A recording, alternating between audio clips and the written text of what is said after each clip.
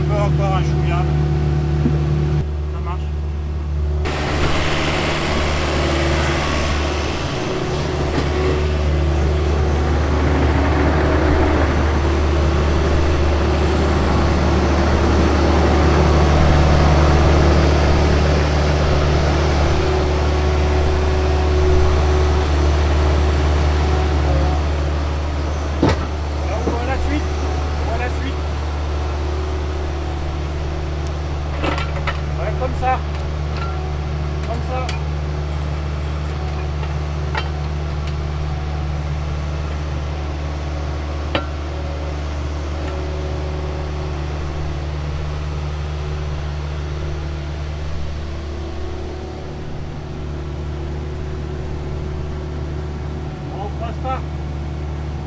Non mais amène-la plus. Ouais, voilà, sur le joint. Allez derrière. On se trouve actuellement devant un chantier pierre sèche sur ce qu'on appelle une reprise de bancao de murs de soutènement. Donc bancao en provençal restanque, sur un linéaire assez important qui est de 40 mètres et sur une hauteur moyenne de 2,15 mètres et une profondeur correspondant à une règle d'application de dimensionnement en pierre sèche. Donc l'idée c'est de répondre à la demande d'un client qui est propriétaire de la maison de dessus pour recréer le mur de soutènement tel qu'il existait à l'origine. On est sur un cahier des charges basique avec un façage fondation, le montage du parement et une arase couronnement pour terminer la partie haute du mur. On parle d'appareillage ou d'assemblage lorsqu'il s'agit de mettre les pierres d'une certaine manière. Et là, on est tributaire de ce qui existe déjà, c'est-à-dire de travailler avec des pierres particulièrement denses, voire d'enrochement, comme vous pouvez le constater sur la partie basse du mur, ce qui nous a amené à travailler avec l'aide d'une pelle équipée d'une pince d'enrochement. Donc c'est assez rare en tant que murailler ou bâtisseur en pierre sèche de l'avoir, mais là on a la possibilité de se faire aider par un outillage particulièrement puissant. Donc l'idée aussi c'est de travailler en fonction de croisement de pierres, c'est-à-dire qu'on ne peut pas travailler sur la partie gauche et ensuite sur la partie droite. On est vraiment solidaire et tributaire de chaque niveau assisé pour monter d'un rang supérieur.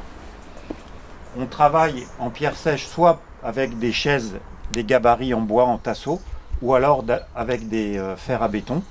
Et cette particularité permet de planter le fer de manière à avoir une bonne tenue par rapport au cordeau qu'on utilise.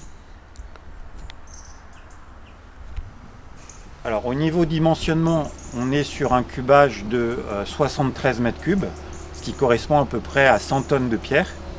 Donc il est clair que si on peut travailler avec des petits moellons tels qu'on trouve ici, puisqu'on est en plein Luberon, on le fait, et c'est clair que les pierres de fondation seront utilisées pour justement avoir une assise et éviter une poussée du mur qui se fait la plupart du temps sur le premier tiers. Donc l'idée c'est d'utiliser les pierres les plus grosses en bas et de monter avec des pierres de moins en moins volumineuses et épaisses. Et au niveau de la taille, en base, hauteur? Au niveau de la base, on est sur 1 mètre, sur 80-90 cm et en surdimensionnement pour être sur 1 mètre. Mais ça demande un approvisionnement de pierres et le fait d'utiliser un nombre de pierres plus important. Donc le fait d'être à 90 est amplement suffisant. 80-90 pour finir sur une arase à peu près à 40-50. Voilà. On met un géotextile ou pas par rapport à ces 3 fonctions, notamment le drainage de l'eau, l'arrêt de pousse des radicelles et surtout la retenue de terre. Puisque comme on peut le constater, sur les parties qu'on a repris, on est sur un mur qui est gorgé de terre, donc il a fait son office et son utilité est à reconsidérer. On peut parler du calcaire ici qui se compose soit de molasse calcaire, soit ce qu'on rencontre le plus souvent, une pierre safreuse donc composé de beaucoup de grès et qui est très, on va dire, très tendre et bien entendu qui se taille très facilement, très tendre. Mais ici, particulièrement dans le Luberon, on travaille sur une pierre plutôt tendre qu'on va soit trouver sur le plateau de Claparède, qui est juste derrière nous, ou alors du côté de Viens, qui est également un village qui se trouve à quelques 10 km d'ici. La hauteur totale donc, du mur?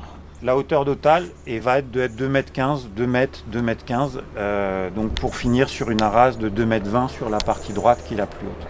Voilà. Et la profondeur, donc on l'a évoqué, 80-90 en bas et 40-50 en hauteur. Okay. Et sur les moyens humains? Alors, l'idée c'est d'être dans l'approche pierre sèche, c'est-à-dire d'éviter d'avoir beaucoup d'outillage. Celui qu'on a utilisé, c'est la pelle avec la pince d'enrochement. C'est de travailler avec plusieurs muraillés pour justement permettre d'avoir une montée progressive et surtout très précise. Puisque ce que l'on fait, c'est vraiment en maçonnerie à sec, donc il n'y a pas de liant. Et ça demande beaucoup plus de temps qu'une maçonnerie qu'on aurait fait en banchage ou en béton armé. Qui aurait été beaucoup plus rapide à mettre en œuvre et avec un résultat quasi immédiat.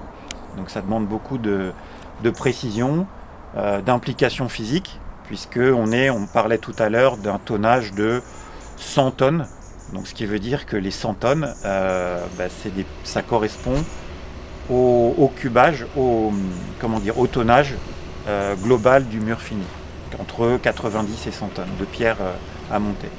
Donc il est clair que les pierres qu'on a là-bas, par exemple, sont beaucoup plus, on va dire, adaptées à la main du murailler, puisque c'est des petits murs. Voilà. On retrouve des pierres d'enrochement qui sont beaucoup plus lourdes à porter et qui pèsent plusieurs centaines de tonnes, donc impossible à soulever à la main, mais devant être utilisées. T'as raison, je peux me la faire là aussi. Pareil,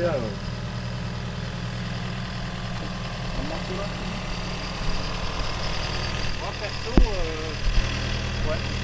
Ah oui, il y a là aussi. J'aimerais bien voir ce qu'il y a. il y a du lourd. Moi je nettoierai et j'essayerai de mettre un peu de merde derrière. Là, il faut qu'on passe ça. D'accord. Ces blocs-là, on continue à les mettre là-bas, on va marquer. C'est normal. On va mettre un peu de merde. Regarde.